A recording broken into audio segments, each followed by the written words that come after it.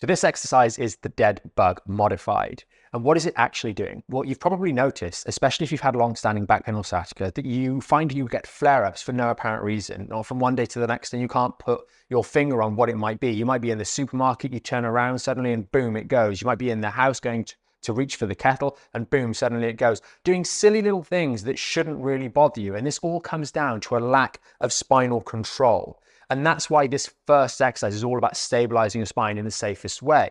And the dead bug challenges you in a couple of key ways that you need to master in order to protect yourself on some of the later exercises. And the great thing is that even from right now, you're going to have improvements after trying this once and then twice, and then after 5 days, you're going to find you get better and better at this stabilizing your spine, off weight bearing, and that will gradually make you safer outside of the exercises in day-to-day life. When we're performing the dead bug, right out of the gate, we're actually engaging our spine to hold this spine in neutral like so.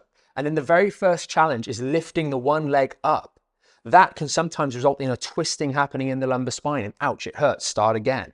And the next step is bringing the second leg up. As those two legs come up to the tabletop position, there is a lot of temptation to either arch or flatten the lower back. Both of these are errors. And then as we go through the action of delivering the dead bug exercises and one leg goes out and then the other, there's this pull and push on the lumbar spine that with the pelvis rocking one way or another. And your role here is to focus on adjusting the tension and control of your core muscles to prevent any moving or any rocking of that lumbar spine. To the degree that you do this effectively, you will not get pain.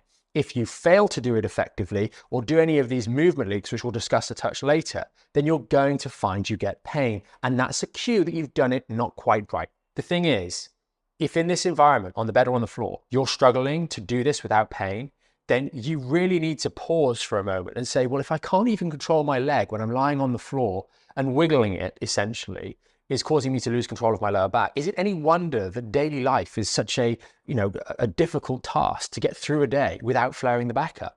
It's a good and bad thing. It's a good thing in that you finally discover that there's something that's really not quite working well here that you can fix. The bad thing is that you're flaring yourself up and we are in a particularly weak position.